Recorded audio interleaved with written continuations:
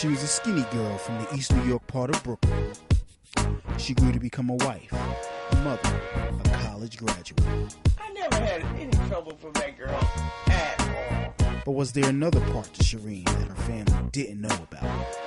She was far from innocent. He was kind of like the background godfather, the leader. Beautiful, enthusiastic, funny, caring, ambitious. Truly a flower grown and blossomed from the concrete. But above all, she was Miss Goody Two Shoes.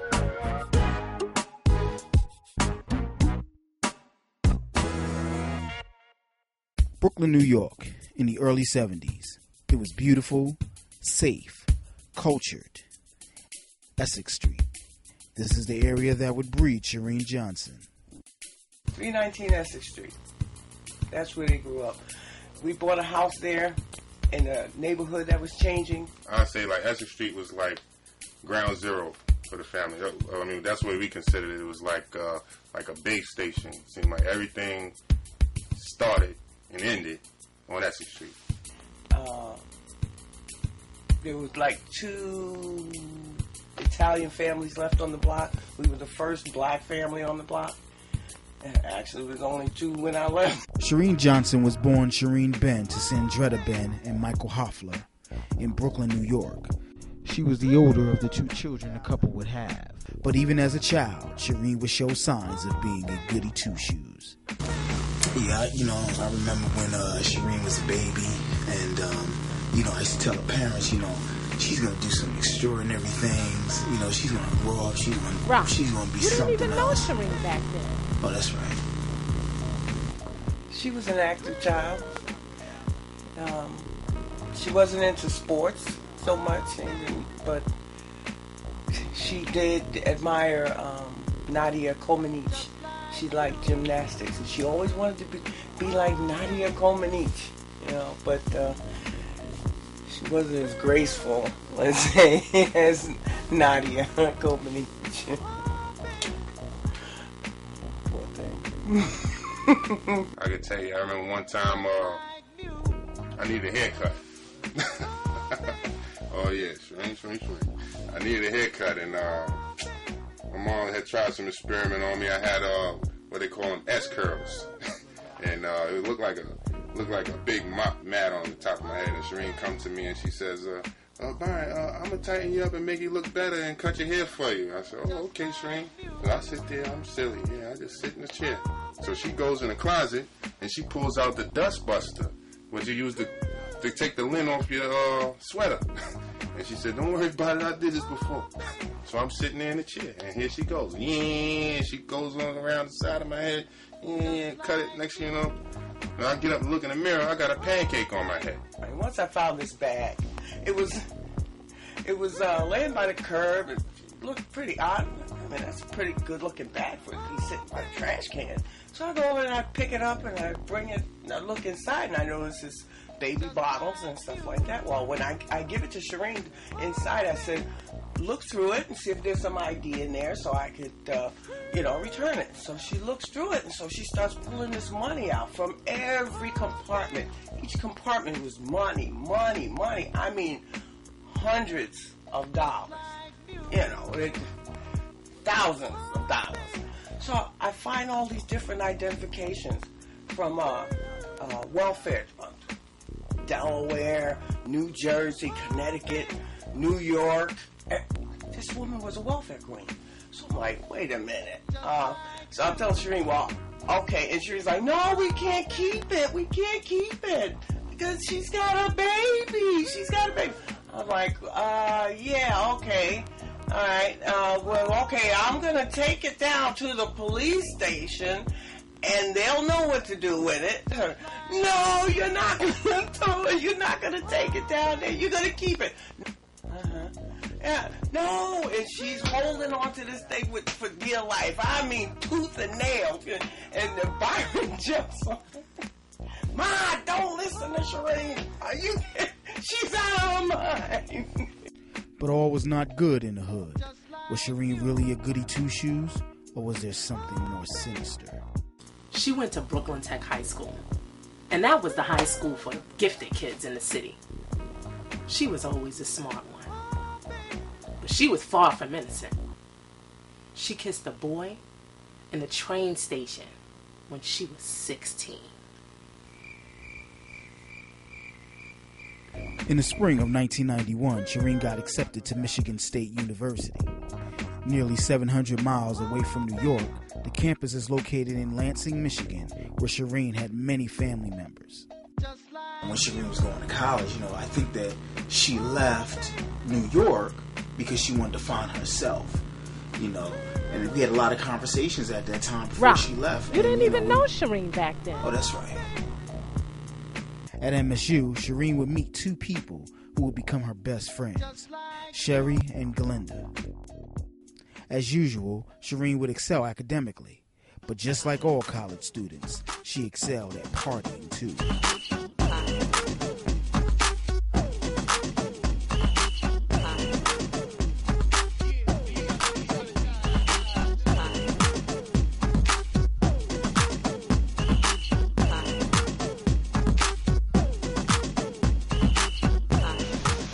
One day, me and Sharene went to a friend's house for a party, and she was serving some pineapple meatballs. Oh, everything looked so delicious. Well, one bite of them pineapple meatballs, oh, it was terrible. We had a plate full, and I'm so loud, I told Sharene, I ain't eating this meatball, this shit is nasty. And she was like, oh, Jerry, you ain't got no culture, you shut up, you being loud and you being rude. And I told her one thing I ain't gonna do is eat these meatballs. And I poured all my meatballs in her plate. And Jerry came over and she's like, oh, you like the food? And Sharene stood there and was like, and she'd eat all that plate of meatballs. And next day, our stomach was tore up. Sharene had a perfect attendance at work. She had to call off that day. She was crawling on the floor early in the bathroom. She cussed me out from morning to night. I came over there like, Sharene, something wrong with my stomach. She's like, I don't care, something wrong with my stomach. She was crawling to the bathroom, and I had to go. I stepped on Sharene back and ran in the bathroom, and Sharene told me, get out of my house, get out of my house, get out of my house, Jerry. I met Sharene at Michigan State, and we both liked to go out. We partied all the time because Sharene loved to dance. So one night we decided to go to Flint with my sister and some of her friends, and I drove.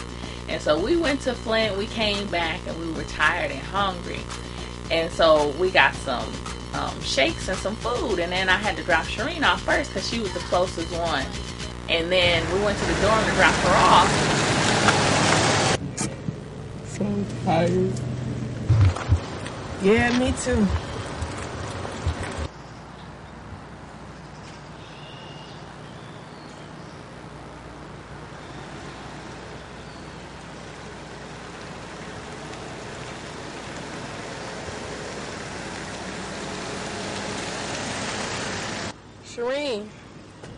Sharene, we here. We're at your dorm. Get up. Get up, we here. All right, good night, y'all.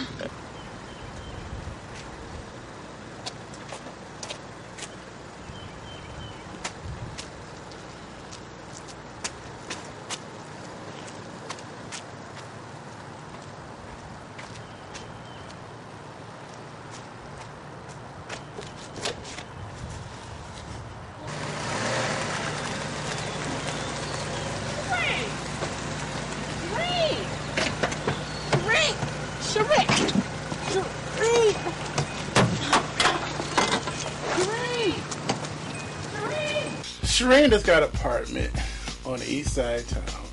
She invited me over to have dinner with Antoinette, my fiance at the time. So I got to tell you a story. The story is... I thought she lived on the north side of town. No, that's not the story. The story is... Tell the story. So what happened was... You read what had happened was... She invited us over to have dinner. And then... I thought you had planned all of this. I tried to plan it. But see, she kept inviting us over. And then we got to the... The man is rolling. Come on, tell the story. Okay, so what happened was... After graduating college, Sharene and Glenda moved to a home with Sharene's cousin Phyllis. During this time, she met a man who would change her life. It was a lovely day in Lansing, Michigan, when Sharene accepted a position in Ameritech. Well, she had her eye on a certain young fella by the name of Lamar, who also worked at Ameritech. And then going to church with them, pretty soon romance started to develop. I saw a lot of Sharene. I saw a lot of Lamar. But I never seen Sharene at her happiest until Lamar came through the door. She was all bubbly, happy, giggly and warm and fuzzy all over, according to her. And then she gets roses, and I tell you, she just literally just flowed with gallantry and exuberance. But every time you mention Lamar, she gave that big, beautiful smile of hers. Lamar, big smile. I don't think she ever heard once what we were saying about Lamar. She just smiled. Lamar, a big smile. Did you see when Sharene fell in the bushes?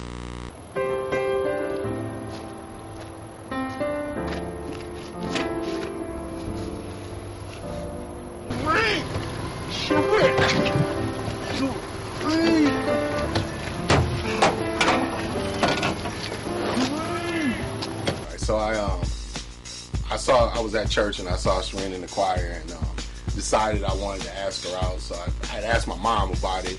You know, like what do you do if you want to ask somebody out that you don't know if they're gonna go out with you? So anyway, long story short, I did end up asking her out, and we ended up going out on a date.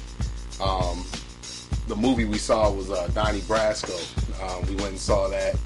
And it was a pretty good movie or whatever, and we went and ate at Cheddar's afterwards. And I remember specifically only having $48 for the whole date. So I had to make sure that not only did we get into the movies and she got the snacks that she wanted, but that she ate. So the whole time her and I are sitting there, we're having conversation, and she's looking at what she's ordering, and I'm asking her what she's ordering so I can look at the menu and know if I got enough money to take care of both of us.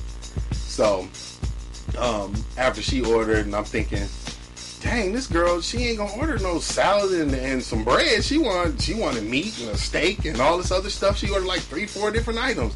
I was thinking all of a sudden she was gonna be eating this big old meal, and I was gonna have to eat a salad and get some bread to make sure that we both got some food. So when we left, we ended up going back, and she drove. And we were in the driveway and we get ready to leave. And I remember wanting to kiss her goodbye, and she would never kiss me goodbye. She was always acting like that was like we wasn't supposed to. I don't even think we kissed until like our 4th or 5th date. She wouldn't even call me back till then. So we're sitting in the driveway, and it's just that awkward silence waiting to see, who was gonna say goodbye first so I could get out the car. She wouldn't even get out the car and come to the house. And it was only like 10 o'clock at night, but she just sat there in the car like quiet, looking out the window with her eyes looking out the window and not even looking at me like, okay, it's over, you can get out. So I just, finally I got out the car and went inside, and I felt just like, dang, what kind of date did I just go on? When I first met Sharene, she was nice. She's my stepmother. I can remember the first time I realized that Sharene had a way with kids. It was probably early in Lamar and Sharene's relationship when we used to see her on a regular basis, and she would come over and visit. Well, during that time, my younger brother and I had been playing with handcuffs, and we used to play cops and robbers and that sort of thing. And one of my nephews, we had taken, and we would always handcuff his hands behind his legs, and he would fall all over the place, and we used to get in trouble for it. So my mom had told us that we couldn't do it anymore, play with the handcuffs. And one day we, against her wishes, ended up getting him out, and we were playing with him, and Sharene happened to be over.